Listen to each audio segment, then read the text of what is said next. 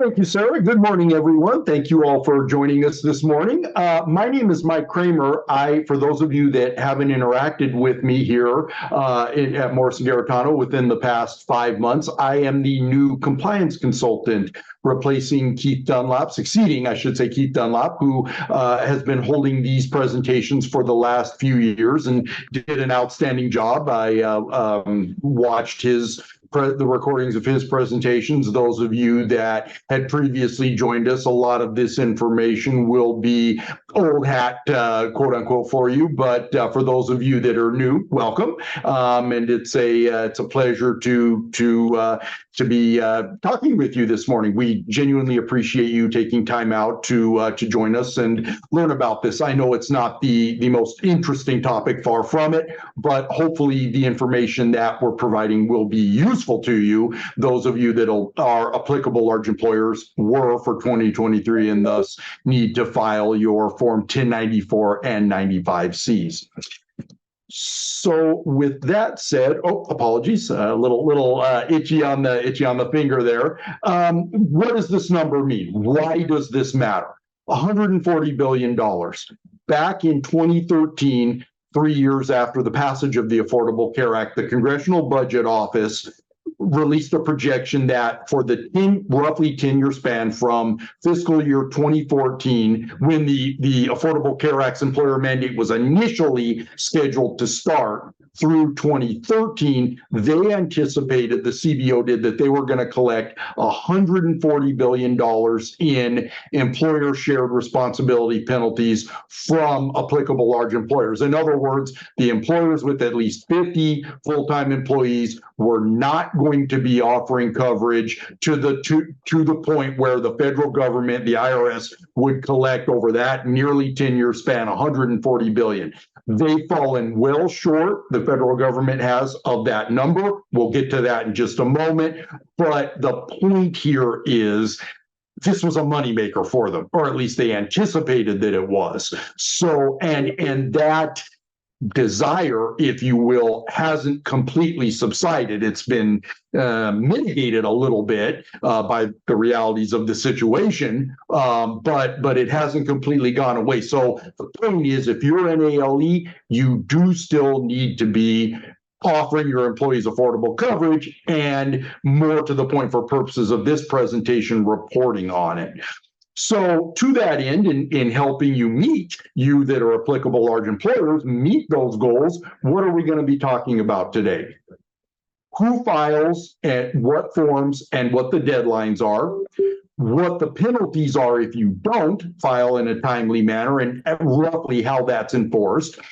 Then we're going to review the two main ACA reporting forms, the 1094C, which is the cover sheet, the 1095Cs. Those are the individually attributed forms, that go to both the respective individuals and the IRS. And then the coding on the 1095C to help those of you that are ALEs, show you what common coding scenarios will look like. So first part, who files what? What is an applicable large employer? Again, this is an employer that you had at least 50 full-time equivalent employees over the previous calendar year, and thus effective January 1st of the subsequent calendar year, you are required to both offer your employees affordable coverage, your full-time employees affordable coverage, as well as report on that. So as the chart there says, if you were not an ALE for any given year and you're fully insured, you don't need to file. If you were a non-ALE under 50 and you were self-insured, you need to file the forms that are listed there, the 1094Bs and 95Bs. Non-ALE self-insured plans are a little beyond the scope of this presentation, but if you are in that scenario, please let me know, and I will happy to have a discussion with you offline. This presentation will focus mainly on ALEs that are fully insured and self-funded, and then at the bottom there, insurance providers, your carriers, those of you that are fully insured, they're responsible for the 1094Bs and 95Bs, and self-insured not applicable. The carriers handle that. So there's also those of you that are California-based employers, which I'm presuming is the majority of you on this presentation. The California Franchise Tax Board, in addition to, I should say, as a result of during the President Trump administration doing away with the individual mandate, they required California-sided employers, more precisely, employers that have California residing employees, to file 1095Cs, or file's not the right word, submit to employees the 1095C by January 31st. That's a little over a month in advance of the federal deadline, which we'll get to in a minute. If you're fully insured, the carrier takes the responsibility to actually file with their portion with the state, but you, California employer, need to send the 1095 to the employees by post-market by January 31st. Be aware, unofficially, the Franchise Tax Board has stated they will not penalize an employer that is subject to this if you get the 1095Cs to them by the federal, to California residents by the federal deadline. However, what I would say is, I would recommend you do so if you're subject to it. In other words, hold to that January 31st deadline. If your licensed legal counsel or CPA tells you that that you don't need to, that you can comply with the federal deadline, fine, go with that. But short of that, January 31st is the deadline that you, California employer with California-based employees, need to get that form to them. What are the federal deadlines, apropos of what we just talked about? For the 2023 forms to the employees, as I mentioned, nearly a month later, March 1st. There's the California deadline, the transmittal to the IRS, February 29th, 2024 for paper filers. April 1st is the key deadline here, because starting with the 2023 forms, any employer with that filed over 10 Form 1095Cs must file electronically. Your vendor, those of you that are RALEs, your vendor should have informed you about this earlier last year, but if not, talk to me.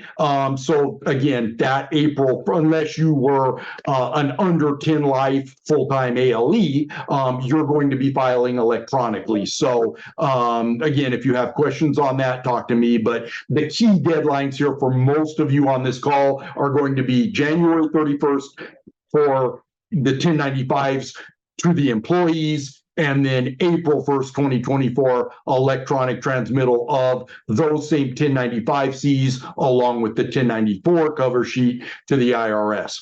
Penalty updates, I won't spend a lot of time on this one, but just be aware it's gone up. The two basic tiers of the penalty under the Affordable Care Act for ALEs is, quote unquote, the A penalty, the sledgehammer. That's where if you weren't offering coverage, minimum essential coverage to 95% of your full-time employees, and even one full-time employee gets a subsidy from the state exchange, you get, your organization is assessed that amount, 2,880 times all of your full-time employees for that month minus 30. Once you inure yourself to penalty A by offering 95% of your full-time employees coverage, we'll get to that in a bit. Then you still have to potentially deal with penalty B. Those are one-offs when your full-time employees weren't offered affordable coverage for a month and they go to the state exchange. That amount for 2023 is 4,320. And then, the failure to furnish forms, the actual form penalties, $310 for each failure. What is a penalty A example? We just talked about it. Here you go, hypothetical. An ALE with 75 full-time employees doesn't offer minimum essential coverage to at least 95% of their full-time employees, and at least one of said full-time employees goes to the state exchange, covered California or a different state exchange, and gets a premium tax credit. They're assessed monthly, so 1/12 of that amount, 75 minus the first 30 times that amount. Annually, you're looking at $129,600 for the sledgehammer penalties. So these penalties can get quite exorbitant if the more full-time employees your organization has, and there is no cap on the actual employer mandate penalties, unlike the filing penalties, which we'll get to in a minute. Penalty enforcement update. There was a report a few years ago from the Treasury Inspector General of the IRS. As you can see, they have fallen as of 3.5 years ago. They had proposed 17 billion, well short of the 140 billion that we mentioned earlier, and had actually only collected a fraction of the proposed penalty, nearly 750 million. So instead of changing the law, making the parameters easier for employers, et cetera, their recommendation was, let's step up the increased enforcement efforts. You probably heard, if you were paying attention to socio-political events over the last couple of years, there was a federal spending law passed in late 2022 that's going to bring considerable beefing up of IRS agents and their enforcement abilities. So what's the money shot? This isn't going away. And in fact, the IRS priority guide that was just released about half a year ago, item 31 of, I think, 47 total lists ACA reporting. So again, this isn't going away. You can say that maybe it's gone down slightly on their priority list, the IRS, but it nevertheless is still definitely a factor for them. As Keith mentioned last year, and you've probably heard by now, prior to the 2020 tax year, the IRS was effectively giving mulligans to employers that either honestly forgot to file these 1095 forms, the 1094 forms to the IRS, or filed them late. That's gone. Don't expect any mercy or penalty mitigation over the last few years, and for the 2023 and beyond forms. Again, 280 per form, doubled. This penalty for reporting is errors or non-filing is capped at 3 million, currently capped at for the 2023 or $3,275,500. No statute of limitations. On the long story short on this, without getting super deep into the legal weeds, back in 2020, the IRS chief attorney put an opinion letter that has force of law saying the IRS does not consider the 1094 and 95C's tax forms. That's what they're saying. It's got the force of law. So the point is, tax forms generally are subject to a 3 or 6, depending upon exactly the nature of the form, a look back period. That's out the window. They can go back all the way to the initial year, 2015 forms. So what's the point? Keep the forms accessible but secure. Exactly how to do that is beyond the scope of this presentation, but in a prior life, I was a data privacy and security officer, so please feel free to talk to me offline and I can offer suggestions on how to keep the information, again, secure, but easily accessible in, God forbid, the case of an audit. So with all that out of the way, the overview on the forms themselves. First, the cover sheet, the 1094C. Just to reiterate, your employees do not receive this form. This only goes to the IRS on the transmittal. Again, think of it as a cover sheet. This is the front page, the first page. It's got parts 1 and 2. And to go more in depth on that, Part 1 is the employer proprietary information. You should know that. Agent authority in lines contact info, name and contact info, lines 7 and 8. Line 18, how many Form 1095-Cs, how many full-time employees are you issuing 1095-Cs to? Line 19, authoritative transmittal. That box should be checked, except in very rare circumstances. If you feel you're in one of those circumstances, please contact me offline. Part 2 of the form, line 20 should match line 18, again, except in rare circumstances.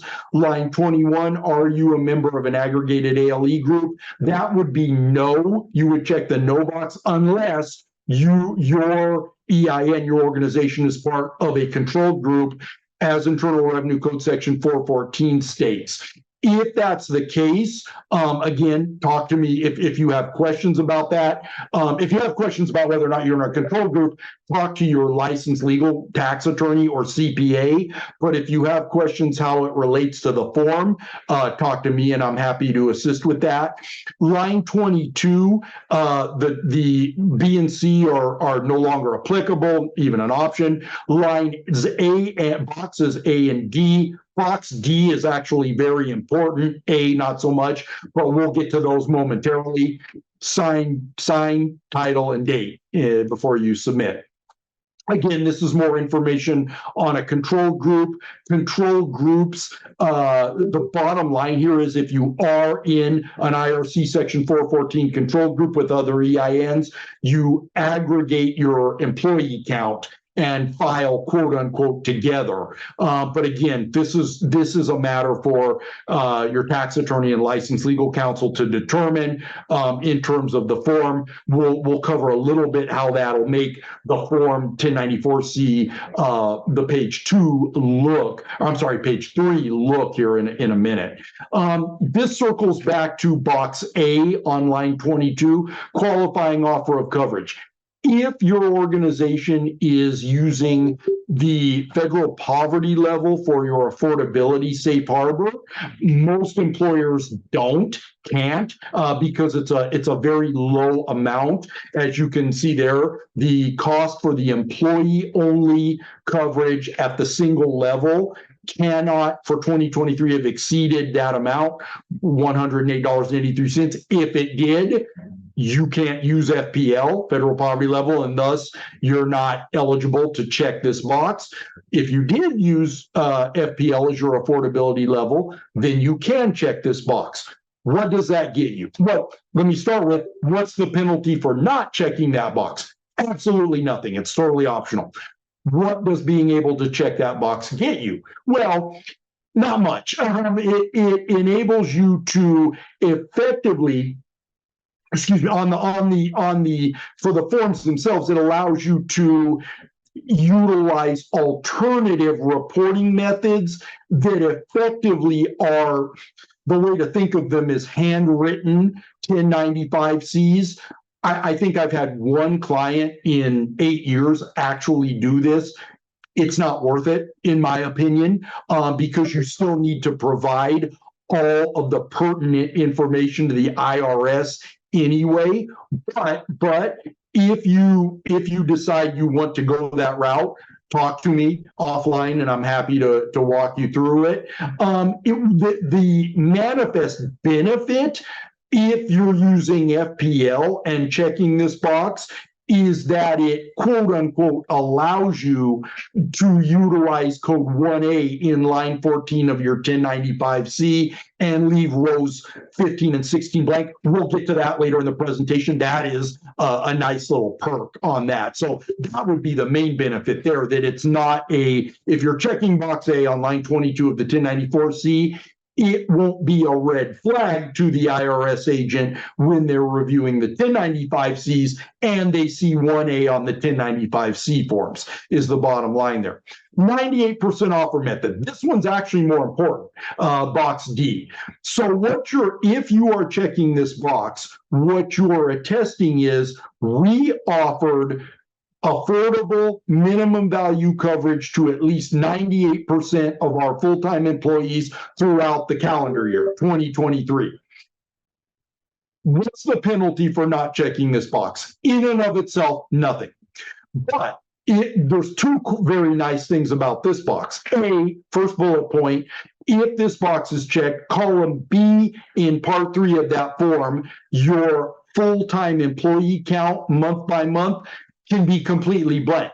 Saves you some administrative work, or your vendor, your payroll HRIS vendor. More importantly, though, this box is a bellwether. If this box isn't checked, either something is wrong with your reporting, or there are a few full-time employees that you weren't offering affordable coverage to in 2023, and therefore there's a prospective penalty available to you. So as the bullet point there says, this box really should be checked. If it's not, if you think it should be, and your payroll vendor, reporting vendor spits back a 1095-C that doesn't have this box checked, talk to me and we can see what's going on there. So part 3 of the form, the highlighted first column, this is basically where the form shows what was going on month by month. Column A, were you offering minimum essential coverage? That's any health insurance coverage. For this purpose only, doesn't have to be affordable and minimum value. We're just dealing with, in essence, penalty A here. That's the box you want checked. Line 23, all 12 months. If that box isn't checked, there's going to be a problem. Let me know. We can, if your report comes back with that, talk to me. We can see what's going on. Unless you actually knowingly and volitionally weren't offering minimum essential coverage to 95%, at least 95% of your full-time employees, in which case there is prospectively going to be a penalty, and there's no workaround. But for virtually everyone on this call, that your 1094-C should look like that, with the circle in that box checked. And if it's not, again, talk to me and we can discern what's going on. Column B, as I mentioned, that's a full-time employee count month by month. If you checked box D, the 98% offer method, that's going to be blank. Column C, your total employees for each month. Column D, that will only be checked if your EIN is part of the aforementioned IRC 414 control group. Otherwise, it's blank. And column E is NA nowadays. If you were, as mentioned earlier, for those of you that are in a control group relationship with other EINs, you file for your EIN. And then the other EINs, other organizations that are part of the control group, they would be listed here in part 4, page 3 of the form. Their name, their EIN number, however many are part of the control group. So that's the 1094, the 95Cs, the forms that the employees will receive. This is I'm sure most of you are familiar with it by now, but those of you that are new to it, this is the basic of the form. This one is listed as a 2020, but the material, it's exactly the same. And to dig a little deeper into the weeds here, part 1, standard employee proprietary information over on the left side. Standard proprietary employer information, plan sponsor information on the left side. Shouldn't be anything too shocking there. Part 2, the heart of the form, so to speak. This is where you are stipulating to the IRS, for this employee, this individual, for each month, did we offer coverage? Line 15, if we did offer coverage, what it cost the employee. Keep in mind, it doesn't matter what the employee actually enrolled in. If you're offering different levels, the law, the IRS and the Affordable Care Act only care about the lowest cost medical plan you offer at the single only level. That is the presupposition that this is all predicated on. That's what the IRS, assumes the employee enrolled in, even if in reality, they enrolled in family coverage on your platinum plan. For this form's purposes, it was individual, single only, lowest cost plan. So that's the amount that's going to go in line 15 for the offer months, unless you're using 1A. We'll get to that. Line 16. What was the employee's posture? Was the employee not employed by your organization that month, in a waiting period, enrolled, declined, etc.? Row 17, I won't cover very much in this presentation because I think it's not applicable to the vast majority of you. It's only used if that individual was offered and enrolled in an individually tailored HRA, an ICRA, or a BIRA. If you have a scenario where you're using that for employees, again, talk to me offline. I'm happy to walk you through it. But for the vast majority of you, that's going to be NA. Part 3 of the form, this is only applicable for those of you that are sponsoring self-funded plans. Fully insured plan sponsors, this will be blank. If you are sponsoring a self-funded plan, you need to list names and socials of all the enrolled individuals for that year, as well as on column Part E, the months that they were actually enrolled in. The employer mandate, this is basically a reiteration, but what it's saying is, those of you that employers taken as a control group, if you're in a control group, they aggregate. If you had at least 50 full-time equivalent employees the prior calendar year, effective January 1st of the following year, you're an ALE. And beginning that January 1st, you need to offer affordable coverage. Almost all medical insurance coverage nowadays is both minimum essential and minimum value. There are exceptions to that, but the vast majority meet those two prerequisites. So what we're primarily concerned with is affordable. Was the coverage affordable to the full-time employee? And since the IRS, it is a mandate that you, as an applicable large employer, once you become an applicable large employer, you must offer that affordable coverage. How can you stipulate that you've done so? The 1095C form.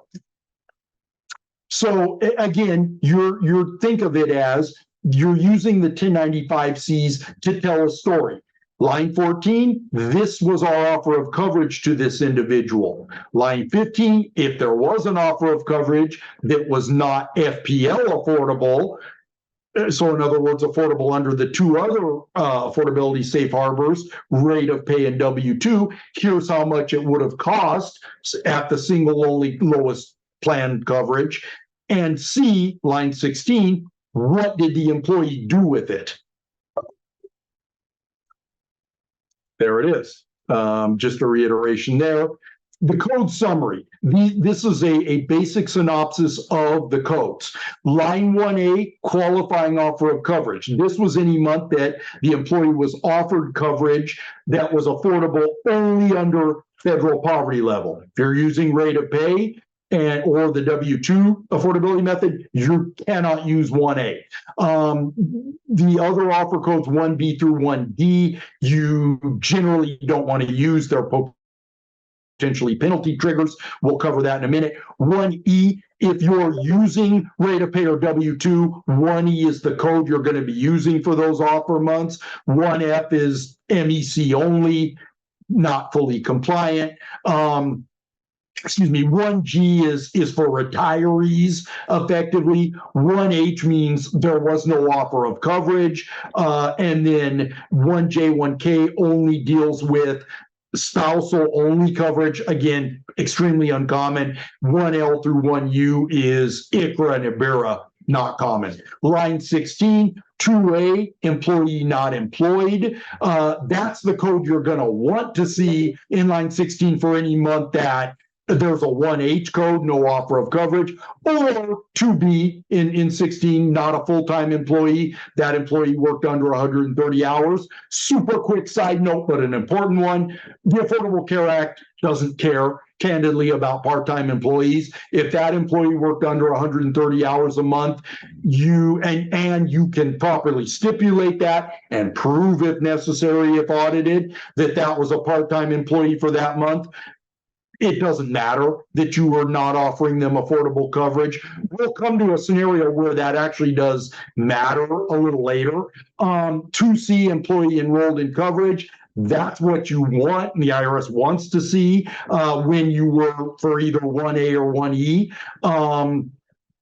Employee in a waiting period for 1H, that's fine as well. And then if the employee declined coverage, if they declined under 1A, it's going to be blank anyway. But if they declined under W-2 or rate of pay, 2F or 2H respectively.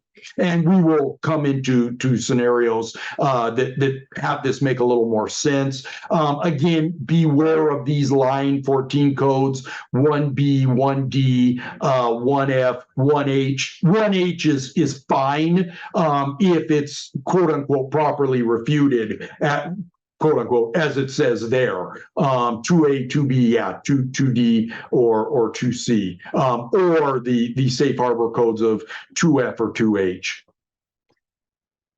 So the affordability safe harbors, I mentioned them. What is federal poverty level? We've already discussed that one. That takes the mainland federal poverty, well, mainland if you're in the contiguous 48 states, Alaska and Hawaii have their own, divided by 12 times the affordability multiplier in 2023. Since we're dealing with the 2023 forms, that was 9.12%.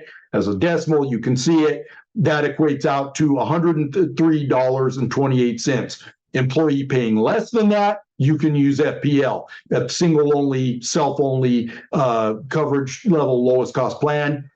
Employee paying more than that, you cannot use FPL.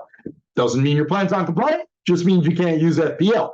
Then you turn to rate of pay. What was the employee's hourly rate of pay times 130? Again, ACA full-time is integrated, it's an integrated amount, 130 hours. Doesn't matter if the employee worked 180 hours, doesn't matter if they worked 700 hours. The ACA says they worked 130 if they were a full-time employee. 1550, that number is California minimum wage for 2023. So 1550 times 130 times the multiplier, $183.76. California employers, if your employee would have been paying that amount or lower last year, single only lowest cost plan, congratulations, your plan was rate of pay affordable and you can use the rate of pay safe harbor. W-2, I consider this the method of last resort. If you can't use either FPL or rate of pay, you potentially can use W-2.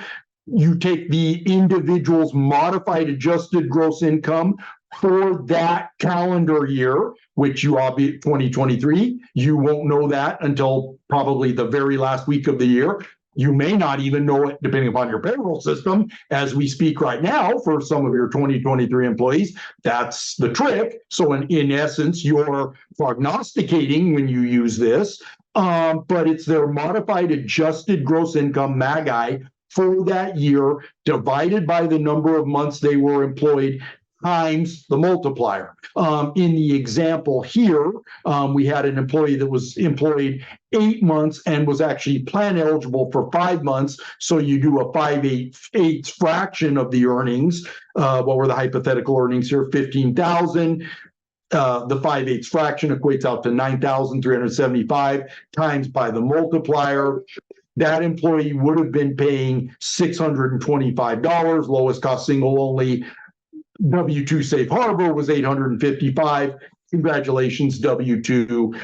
This coverage, cost of coverage was W-2 affordable. I will say one thing about the Form W-2 affordability method, not to bash it incessantly, one positive thing, it's what you have to use effectively if you have a commission only or piece rate workforce, because in order to use I'm going to go back one slide, the rate of pay safe harbor, there needs to be an actual hourly base rate. So again, commission only folks and piece rate employees don't qualify. If you have questions about that specifically for your employees, talk to your employment or tax attorney, how your internal process shakes out. But for ACA purposes, if you have questions, let me know. So the meat of the presentation, the heart of the presentation, the 1095C coding here. So we're going to go through some hypotheticals on these forms to illustrate what a typical, quote unquote, or I should say common form scenario may look like. We're going to make some presuppositions here that the organization, ABC Corp, is in fact offering valid, as I call it, health and medical insurance coverage, minimum essential, minimum value, and in most cases, affordable. Some of the hypos it won't be, but in general, it will be. Waiting period, their eligibility period for ABC Co is first of the month following 60 days from the date of hire. We're using the 2023 affordability multiplier, 9.12%.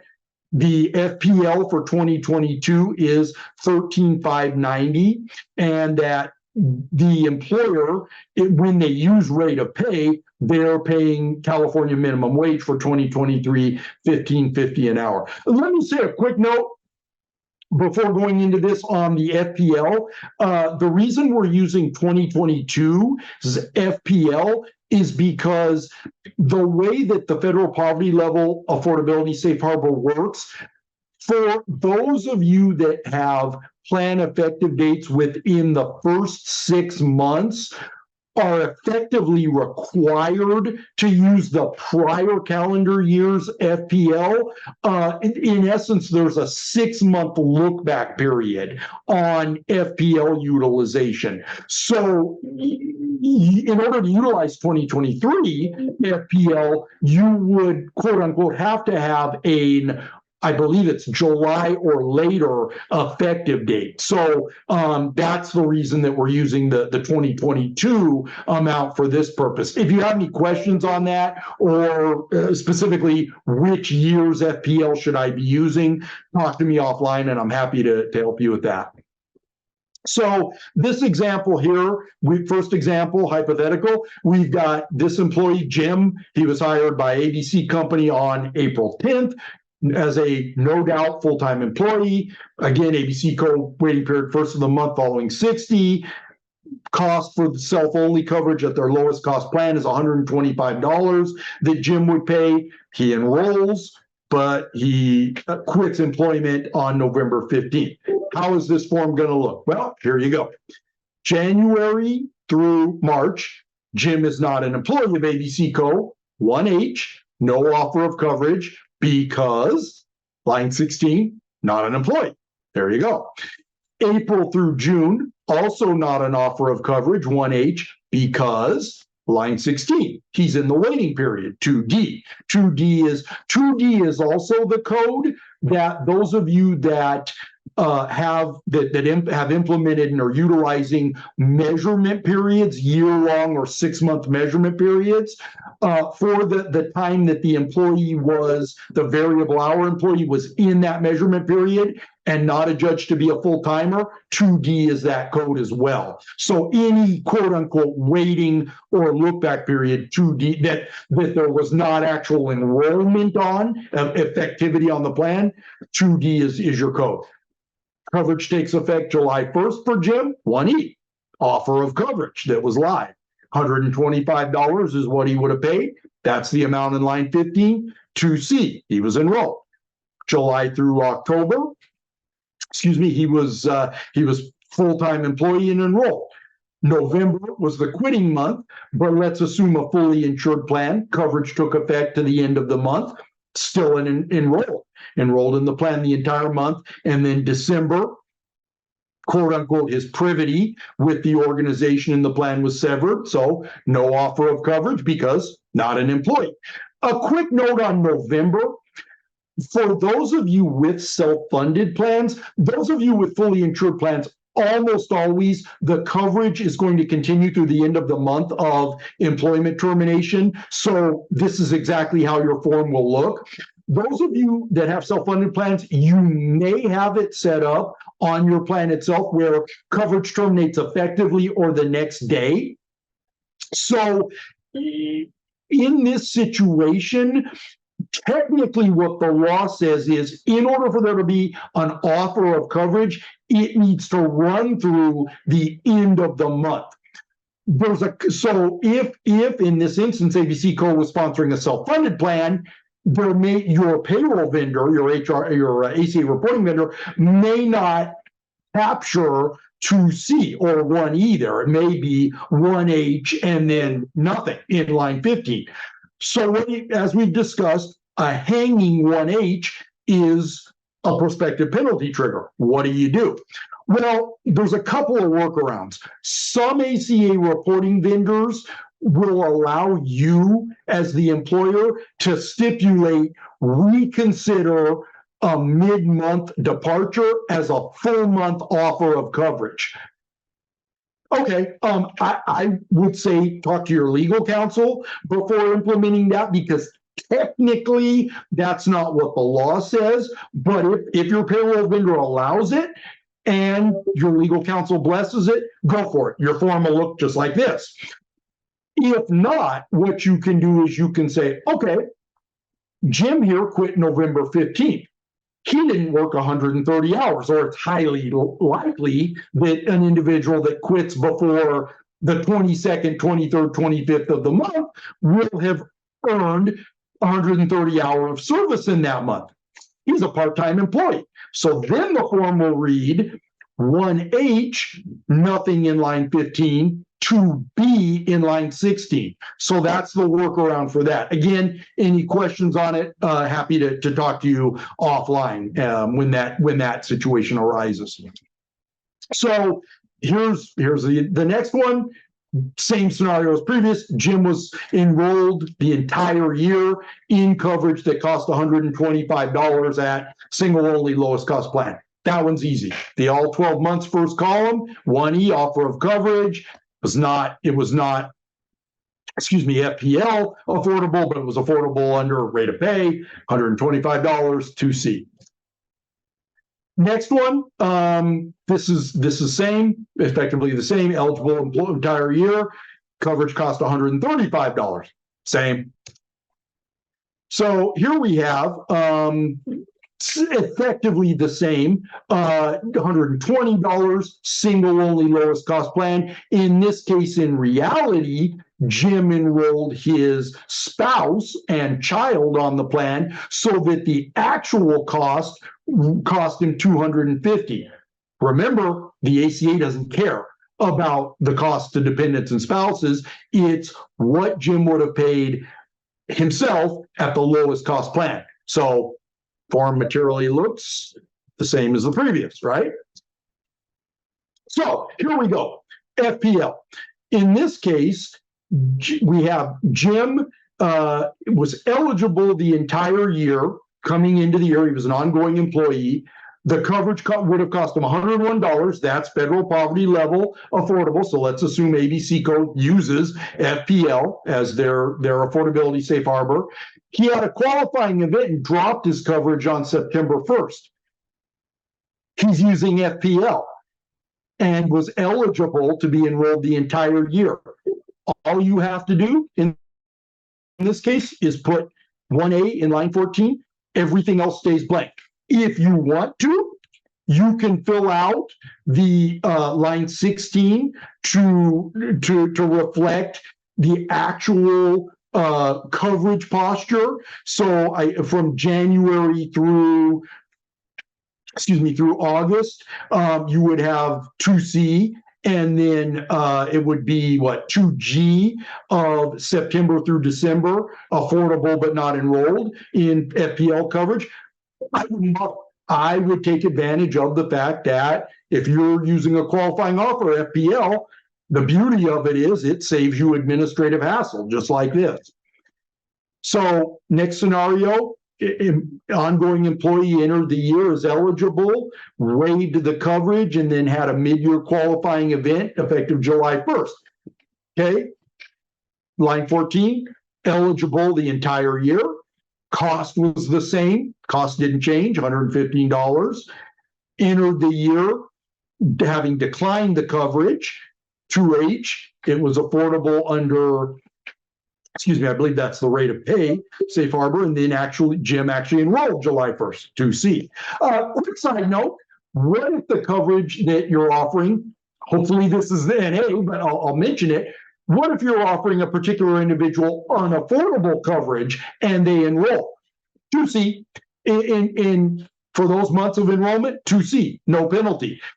If you as a full-time employee are offered unaffordable coverage, the expectation is that you will go to your state exchange and obtain a subsidy from the state exchange.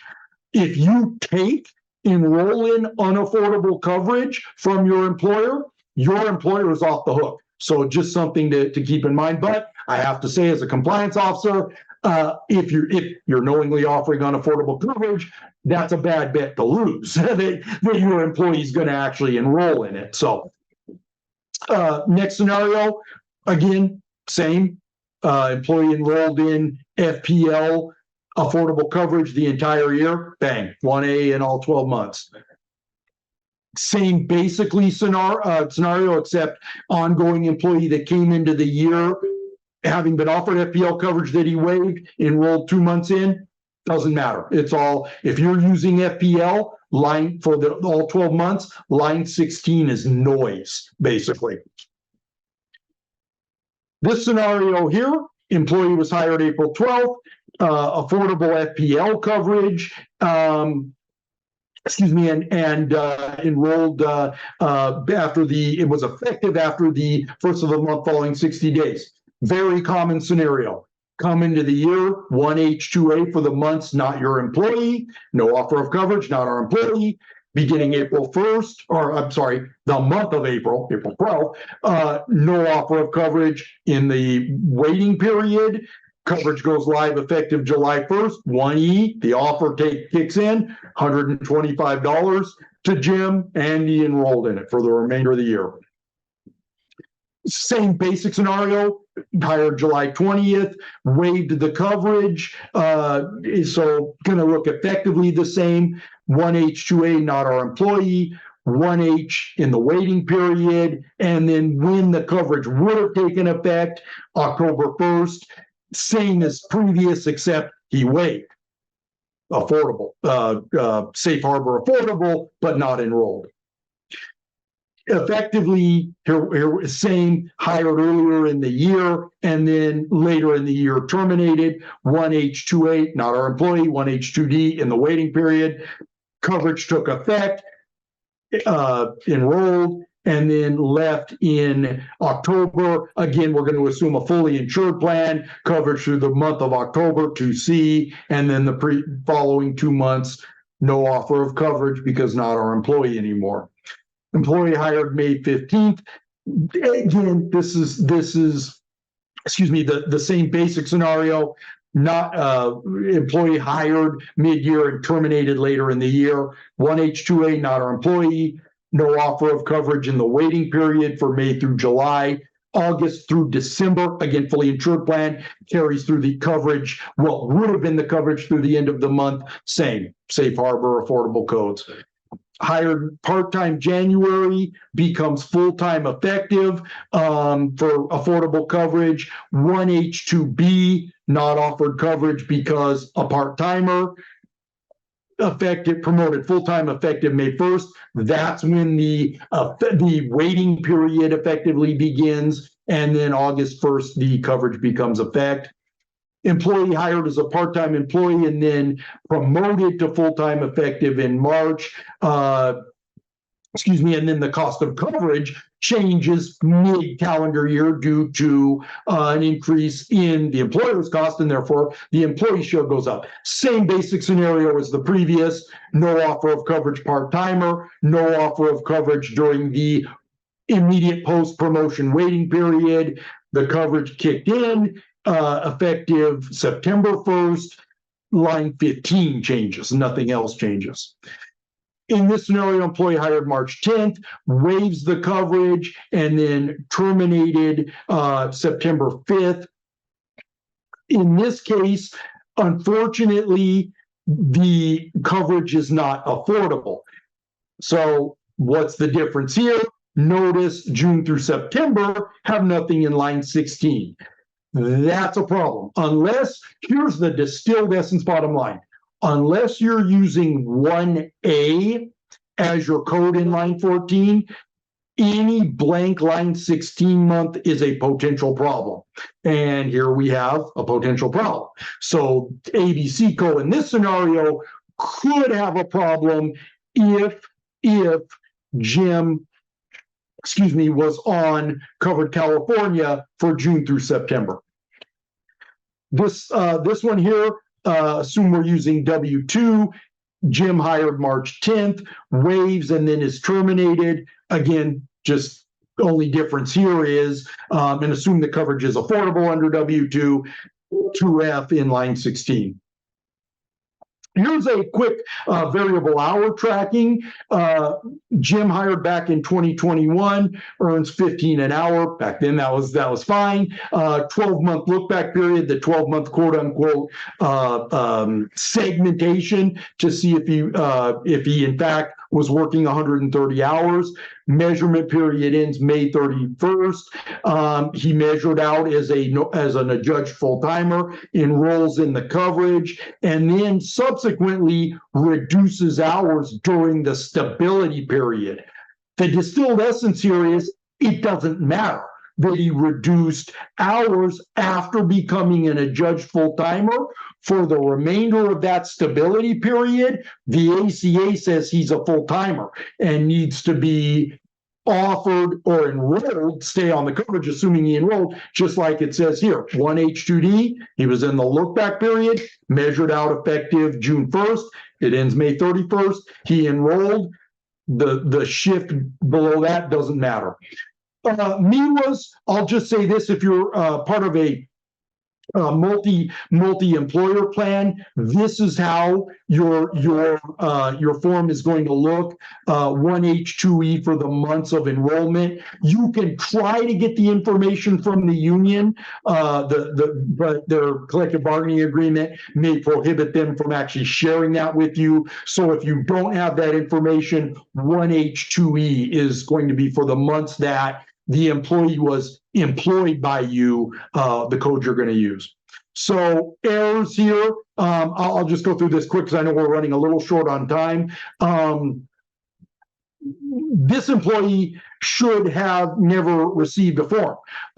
There's no 2A, not an employee, 2D in a waiting period. Waiting period months are not considered full-time work months. So Jim, in this case, should have never gotten a form. What's the problem in this one? Well, $150 is above the FPL threshold, so there should not be 1A. Even if, inversely, if this was, if ABC Code was using FPL compliant, let's say $101, there shouldn't be anything in lines 15 and 16. Excuse me, 1H2C, no, automatic invalid pairing. There cannot be an enrollment in no offer of coverage. Yeah, 1H2C, same thing. 1E and 2A, an offer of coverage with when the employee was not employed by you. Basically, the only month here that's right is December. No offer of coverage because not our employee. January, an offer of coverage for not our employee. one E, 2D, wrong. 1A at $150, wrong. And 1H2C, again, offer of no offer of coverage and enrolled. So what are the main takeaways? This isn't going away. Know the codes, review your vendor forms when they're presented to you before they go out to your employees. And if you have questions, talk to me. I am here to help. So with that said, any questions? All right, Mike, we just have a handful of them that we'll run through here quickly. So quick question on the coding. What's the difference between 1A and 1E? You can only utilize 1A if you are using and meeting federal poverty level as your affordability safe harbor. Right? Again, the three methods that you can use any of the three you want, but you can only use one for each class of employee. Colloquially, one per organization. It's a little more nuanced than that, but again, I'm happy to have that offline discussion. But you can only use 1A if you're validly utilizing federal poverty level. In other words, if you use rate of pay, which in my experience, the vast majority of my clients use, or the form W-2 method, you cannot use 1A. You must use 1E for the offer months. And that means subsequently those months, line 15 and line 16 boxes need to be filled in. Whereas again, if you use 1A, you just put 1A in that offer month and you're in line 14 and you're done. All right. This might kind of go in tandem. Do you have to complete lines 15 and 16 for FPL if the employee wasn't employed the entire year? Yes, great question. You can only use 1A in line 14 for the months that he or she was offered the coverage, could have enrolled. So in other words, if Jim came on, I'm just going to keep this real simple, June 1st, January through May would be 1H in line 14, 2A in 16, and then you would start with the 1A in June. All right. Does every employee, full-time or part-time, need to receive a 1095C? Or is it just full-time? Just full-time. It's any employee that, unless they were in a look-back period and not a judge full-time employee, any employee that worked 1 month of 130 hours is considered a full-time employee and should receive a 1095C. All right. When do you not have to complete line 15?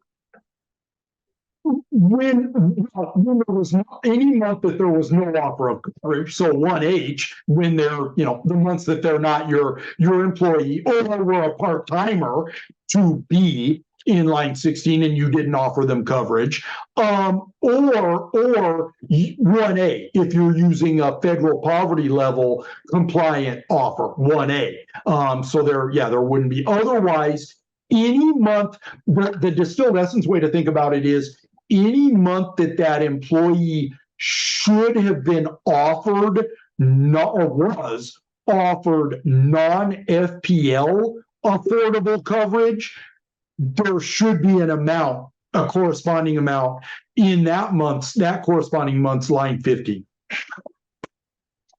All right, and just one more here. It says, if you are able to offer either safe harbors, meaning the federal poverty line limit, or the 98% offer method, which is more advantageous?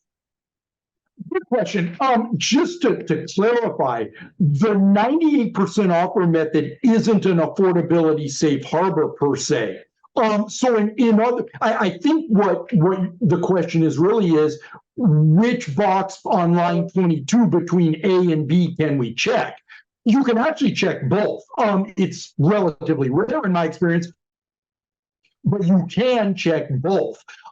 You definitely want to be checking box D, because again, if box D isn't checked, that means that somewhere along the line, you've got a reported full-time employee that wasn't, or probably several, that weren't offered affordable coverage for months that they should have been. So again, even though there's no direct penalty for box D not being checked, it's a canary in the coal mine, if you will. Box A not being checked doesn't really matter ultimately. It just means that you're not using FPL as your affordability safe harbor.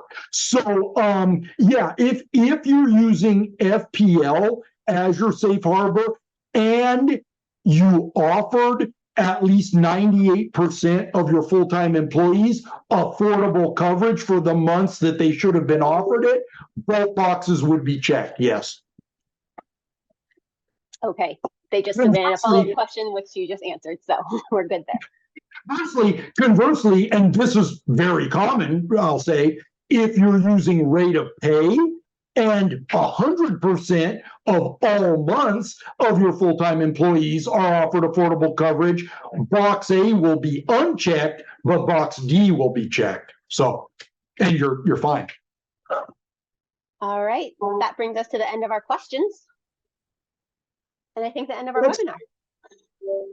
Excellent. Thank you all for joining us. Thank you, Sarah. And again, look forward to assisting with any follow-up questions you all may have. And happy form compiling.